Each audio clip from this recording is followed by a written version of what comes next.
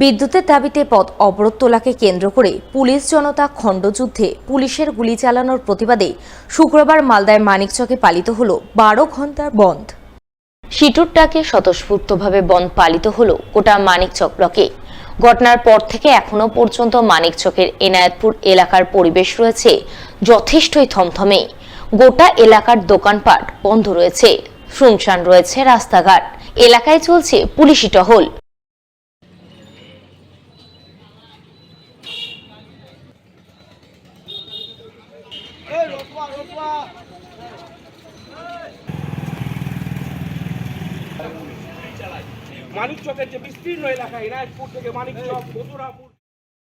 উল্লেখ্য, বৃহস্পতিবার বেহাল বিদ্যুৎ পরিষেবার প্রতিবাদে মানিকচক ব্লকের পৃথক পৃথক 10টি এলাকায় পথ অবরোধ বিক্ষোভ প্রদর্শনের ঘটনা ঘটে। এই খবর পেয়ে মানিকচক থানার পুলিশ এক এক করে সমস্ত অবরোধ তুলতে সক্ষম হয়, কিন্তু এনায়েতপুরের অবরোধ তুলতে গেলে পরিস্থিতি উত্তপ্ত হয়ে ওঠে। উত্তেজিত জনতা প্রথমে পুলিশের গাড়ি ভাঙচুর করে, গাড়ি উল্টে দেয় এবং পুলিশকে তাড়িয়ে দেয়। এই খবর পেয়ে মানিকচক থানার আইসি পার্থসারথী হালদার বিশাল পুলিশ ও র্যাব বাহিনী নিয়ে ঘটনাস্থলে হাজির হন। ওই সময় উত্তেজিত জনতা পুলিশের ওপর হামলা করে বসে, এমনকি সংবাদ মাধ্যমের প্রতিনিধিদের ওপরেও হামলার ঘটনা ঘটে। বাধ্য হয়ে পুলিশ লাঠিচার্জ করে, কিন্তু তাতে পরিবেশ পরিস্থিতি আরো উত্তপ্ত হয়ে ওঠে। মারমুখী জনতার হাত থেকে বাঁচতে পুলিশ একটি বাড়িতে ঢুকে আশ্রয় নেয়। ওই সময় মারমুখী জনতা সেই বাড়িতেও ইট পাটকেল ছুটতে থাকে, তাই পুলিশ কাঁদানে গ্যাসের সেল ফাটায়, কিন্তু তাতে পরিস্থিতি আরো অগ্নিগর্ভ হয়ে ওঠে। উত্তেজিত জনতা বাড়ির চারপাশে পেট্রোল ঢেলে পুলিশকে পুড়িয়ে মারার চেষ্টা করে বলে খবর। অগত্যা পুলিশ বাধ্য হয়ে বেশ কয়েক রাউন্ড গুলি চালায় বলে খবর। সেই গুলিতে 2 জন গ্রামবাসী জখম হন। পরে পুলিশ সুপার প্রদীপ কুমার যাদব বিশাল পুলিশ ও র্যাব বাহিনী নিয়ে গিয়ে প্রথমে পরিস্থিতি নিয়ন্ত্রণে আনেন। পরে আক্রান্ত পুলিশকর্মী ও জখম গ্রামবাসীদের উদ্ধার করে হাসপাতালে পাঠান।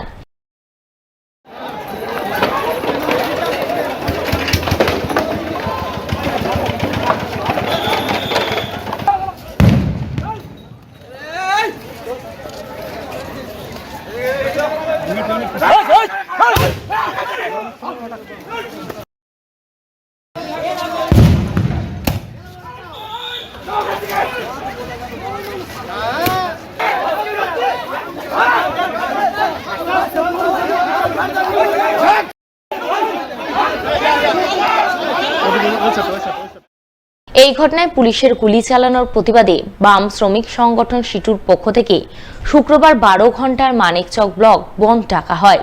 সিটুর ডাকা ধর্মঘটের ব্যাপক প্রভাব পড়ে মানিকচক ব্লক জুড়ে। সকাল থেকেই মানিকচকের বিভিন্ন এলাকায় দোকানপাট বন্ধ ছিল। রাস্তায় গাড়ি ঘোড়া চলাচলের সংখ্যাও অন্যান্য দিনের চেয়ে যথেষ্টই কম ছিল। বেশ কয়েক মাস ধরে মানিকচকের বিদ্যুৎ নাই, কারেন্ট নাই। 24 ঘন্টার মধ্যে 2-3 ঘন্টা থাকে। মানুষ কালকে 12-13 জায়গায় রাস্তায় নেমে অবরোধ করেছে, স্বতঃস্ফূর্তভাবে হয়েছে। এটা কোনো রাজনৈতিক বিষয় না, মানুষের আন্দোলন ছিল। এবং এনায়েতপুরে যখন এই অবরোধ চলছে, সেই অবরোধকে পুলিশ যখন উঠাতে যায়, আরও ধৈর্য ধরে সংযত হয়ে পুলিশের এরকম অবরোধ উঠানো উচিত ছিল, কিন্তু সেখানে কিছু বিশৃঙ্খলার পরিবেশ তৈরি হয়। তারপরে সেই পরিবেশে পুলিশ গুলি চালায় এবং 2 জন মালদা সদর হাসপাতালে ভর্তি, মেডিকেল কলেজে, আর মানিকচক হাসপাতালে ভর্তি হয়েছে। কেন পুলিশকে গুলি চালাতে হলো? আসলে পুলিশের এই ব্যর্থতা।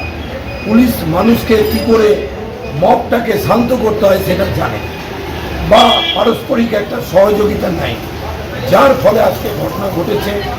আমরা হরতাল দেখেছি, পুলিশ সকাল থেকে অ্যাগ্রেসিভ মানসিকতায় আছে, কিন্তু আজকে আমরা বন্ধ ডাকলেও মানুষ কিন্তু স্বতঃস্ফূর্তভাবে বন্ধকে সমর্থন করেছে।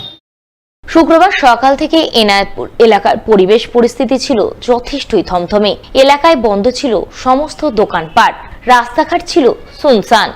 এর মধ্যেই নজরে আসে পুলিশি টহলদারি। নিরাপত্তার দিক খতিয়ে দেখতে এলাকা পরিদর্শনে যান অতিরিক্ত পুলিশ সুপার গ্রামীণ সম্ভব জৈন।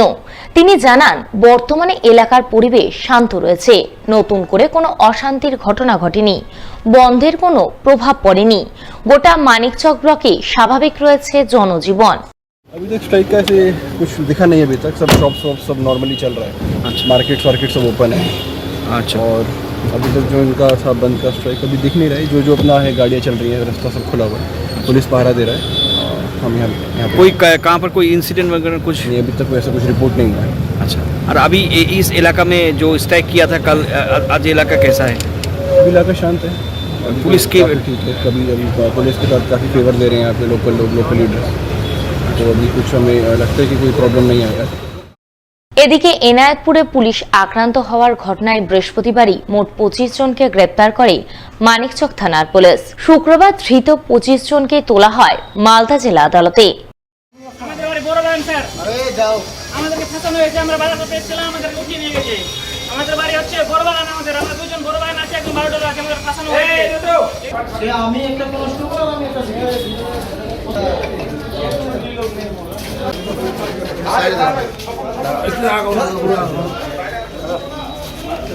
সব আমাদেরকে ফাঁসানো হয়েছে।